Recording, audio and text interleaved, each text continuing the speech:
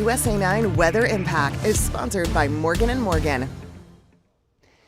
Good evening, I'm WSA 9 Meteorologist Topper Shutt. Well, we're looking at some storm reports with the winds, and I'll show you wind gusts in just a minute. Now, they are going to slowly die down a little bit, but even Wednesday will be a windy day. So here are all the storm reports. This is a wind gust, and that is, these are trees that are down, each of the icons there. So we've had quite a bit of reports, some around the 1:30 to 2:30 hour, but a couple out toward Olney and Belpre. That was more like in the 5:30 hours. So it was a little bit different in terms of, well, more recent, I guess is what I should say. So the winds, again, gusting to 50, pretty much across the board.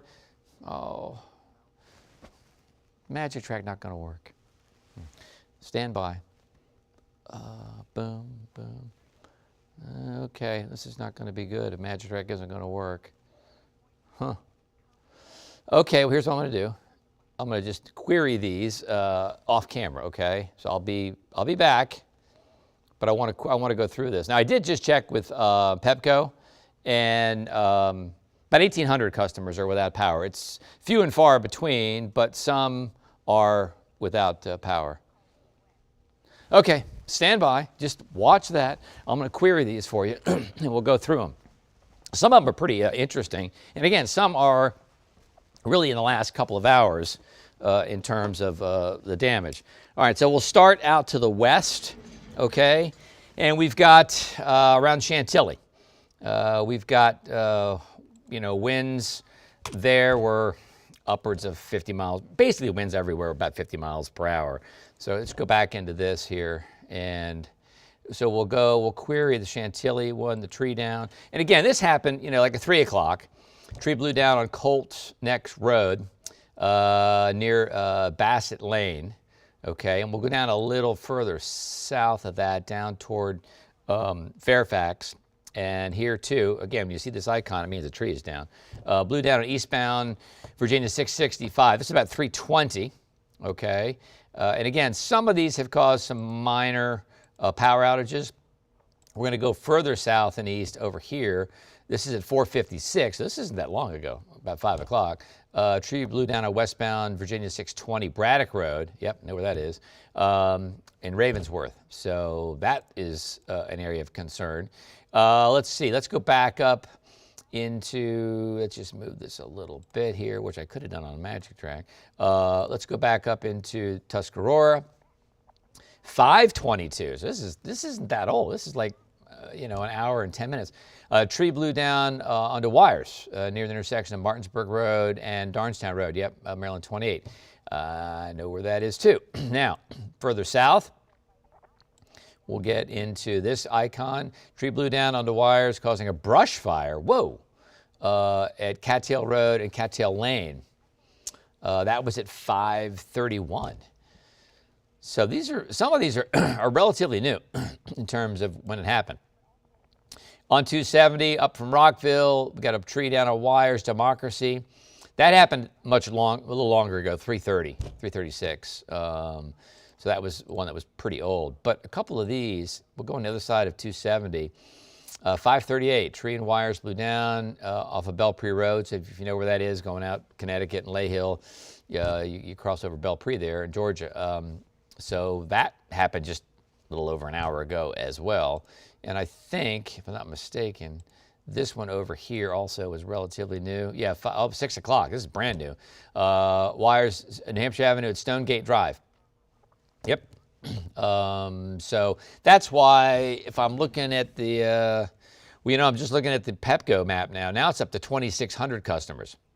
It was 1,800 about half an hour ago, top of the 6 o'clock show. So a few more customers now without power. We're going to go a little further east here and see this one is just before you get to 97. We got a tree down Severn, Telegraph Road, and this happened at 2:49. So that was a while ago. So it gives you an idea that some of the wind gusts were pretty hefty. We can check out this wind gust up north of Frederick on the west side of 15. Oh, that's the Billisville. Yeah, I'll show you that. It's 58 miles per hour. So the good news, the advisory goes just until 8 o'clock tonight. Doesn't mean the winds are going to just die down all together, okay? So it's going to take a minute to get the winds, you know, down. I mean, they're going to be fairly strong tomorrow. We're not going to need a wind advisory tomorrow, but we're still going to see winds gusting tomorrow, probably at 30 and maybe 40 miles per hour. And we'll show you the wind gust at National, pretty impressive. So this, you know, some storm reports. Now, it's still going to be windy tomorrow. Yeah, not as windy, but the wind is going to be through Wednesday evening. So we're going to have significant winds all tonight, tomorrow afternoon until tomorrow evening. So the impact, gusts could be up to 40, okay, not 50, but 40. So still keep your devices charged and secure, you know, objects, loose objects, especially small objects that can blow around. Maybe you bought a pot from the nursery, you know, and it's out on the table. Bring it in if it hasn't fallen down already. So here are peak wind gusts since midnight. 54 Martinsburg, 58 in Cumberland, 49 Leesburg, 52 in D.C. Not as strong to the south, and you folks were never under the advisory in Charles County in southern Maryland, but still, you had winds, you know, 43 at Andrews and, you know, 38 at Manassas. Actually, it was a stronger wind. That was 47 at Manassas and 45 in Fredericksburg.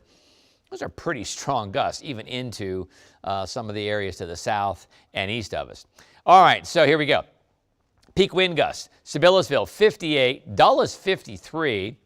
Martinsburg, 47. National, 52. And Manassas, we had just updated to 47 miles per hour as well. So you're probably thinking, you know, it seems like it's been windy, especially in middle February through March and April. It has. This is the 17th day at National. Since February 1st, we've had winds gusting over 40 miles per hour or higher.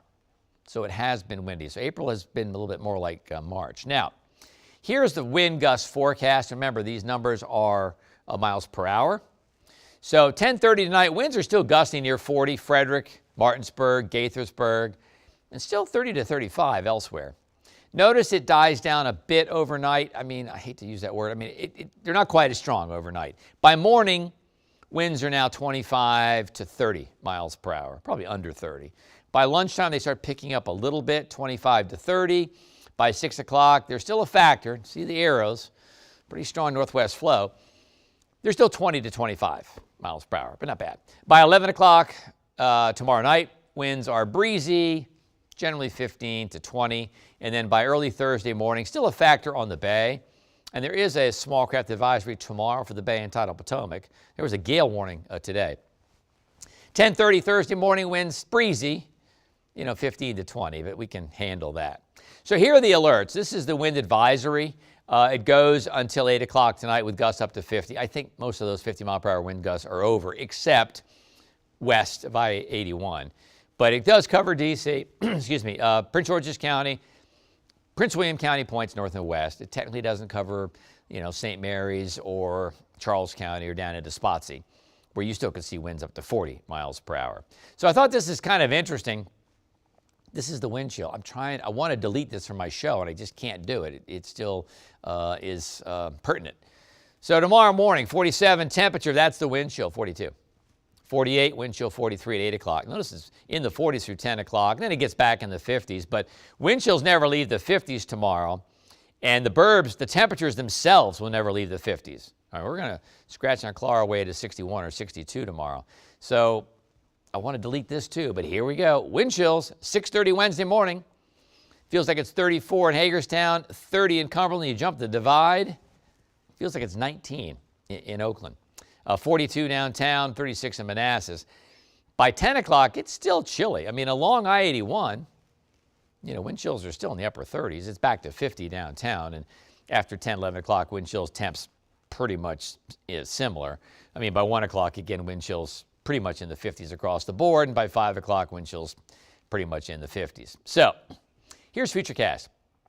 9 o'clock tonight. Notice the arrows, that's the direction of the winds, okay? So that's a northwest wind.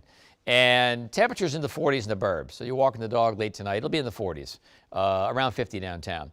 By 10 o'clock, 40s to around 50, and then by morning, these are not wind chills. These are actual temps. 36 Hagerstown, 38 in Cumberland, 40, I think 45-ish downtown, but 39, 38 in Leesburg, 39, 38 in Gaithersburg, and even 41 or 40 in Bethesda and 39 or 40 in Bowie. I mean, it's going to be a cold start. Kids will need some kind of a sweatshirt at least Wednesday morning. By 9 o'clock, okay, temps in the 40s. You think not too bad. No, but if you factor in that wind, which is still like 20 to 25, that's just not a good combination. And by lunchtime, winds and temperatures still in the 50s across the board. So if you're going to take lunch out tomorrow, find the sun and find an area that's blocked by wind. So you want to find an area that northwest is to your back, and you'll be comfortable. But other than that, you're going to need a coat or a jacket just walking to get your lunch on a Wednesday. 6 o'clock Wednesday night, yep. Northwest winds, temperatures still low to mid 50s, some upper 50s in downtown. And then by 10:30 Wednesday, it's another cold night. In fact, Wednesday night might be colder because winds will be less. Already 39 in Hagerstown, 42 Martinsburg, 42 in Frederick. So walking the dog on Wednesday night will be cold before bed. And then check this out. I think this is a little overdone. Futurecast had it at 29. Now it's got it at 27 in Hagerstown. But you get the picture. 34 in Gaithersburg, 35 in Leesburg. It's going to be a cold night, Wednesday night into Thursday morning. The kids may need more than a sweatshirt Thursday morning. I may need a jacket or a coat, really. 34 Culpeper, 31 in Luray. By 9 a.m., it's still only in the 30s. Just a little bit, a touch breezy, not bad Thursday. And then by 1 o'clock, now we're back to near 60. In fact, already 60 in Manassas and Fredericksburg, upper 50s elsewhere. Just a really nice day on Thursday. Winds will subside, and we'll make it back in the mid to upper 60s. By 7:30, yeah, we'll be back in the 50s, but still low 60s downtown. And notice, arrows. Now from the south. That's a much warmer wind. That's going to pay dividends on Friday and dividends over the weekend. Now, we showed you how cold it was going to be Wednesday night. Yep, well, you got a freeze watch south of Winchester, either side of I-81, and that goes until 10 a.m. on Thursday. Again, that is for Wednesday night, not tonight. So let's talk Easter Sunday. Now, this, I think, is overdoing the clouds, but the good news is there's no green blobs anywhere, okay? By 3 o'clock, there's a couple of sprinkles. I just would not plan around that. And then, we get into 6:30. A couple of sprinkles here and there, but I wouldn't plan around that. Easter Sunday looks pretty good. And because the cold front is moving through later, it's warmer. And I'll show you that in a second. So, late Sunday night, couple of sprinkles possible, even north of Baltimore. So ready for Easter Sunday? It looks pretty good. 62 to start, 72 at lunchtime, 80 at 4 o'clock with partly cloudy skies. There may be more clouds than sun. Right now, we're going to be optimistic and say partly cloudy, but we've taken out shower, we've taken out the thunderstorm we had on Easter Sunday. That's pretty good. So here are the temps on Wednesday. We are still below average at 62, 30s and 40s in through New England, but we're seeing, some warmer air now in Kansas City in the 70s and St. Louis in the 70s. By Thursday, we are in the upper 60s, which is pretty close to average. But look at Kansas City, 85. Even Minneapolis is 64. By Friday, now we're getting some of that warmth moving eastward. Chicago bumps to 79. We bump to 77. And yes, in this case, the 80s that are lagging back to the west of us in St. Louis, they are going to make it in here on Saturday and also Easter Sunday. Cold will switch back to the Rockies, where it'll be in the 30s in Casper and Denver. Salt Lake City only about 51, but 30s in the mountains. And by Saturday, here we go, boom, we're 82, 83. Now, that said, it's getting cooler in St. Louis, but the good news is yesterday the models had this cold air or cool air into the DMV by Easter Sunday. So you see a good contrast of temps. So the cold front's going to be in between us, but it's not going to make it through on Easter Sunday. And that's why we're going to go warmer on Sunday. So check these temperatures out. 62 tomorrow, 67 on Thursday, but then we're back in the upper 70s on Friday, low 80s Saturday, and boom, low 80s on Sunday, Easter Sunday. How nice is that? How many times have we had Easter where everybody has new, spring clothes on and it's freezing? Not this time. All right. After that, the cold front goes through, but only drops temps a little bit on Monday to mid-70s. Bigger drop Tuesday into the mid-60s. But then temperatures rebound nicely. Back in the mid-70s on Wednesday and Thursday and Friday. Our average high is now 68, so except for that little blip, and except for starting out, Wednesday in the low 60s, that's a pretty good stretch of weather, really is. All right, so here we go. We're still windy on Wednesday, 62, 50s in the burbs. Nice on Thursday, upper 60s. That's about spot on average. Really nice on Friday, Good Friday, upper 70s.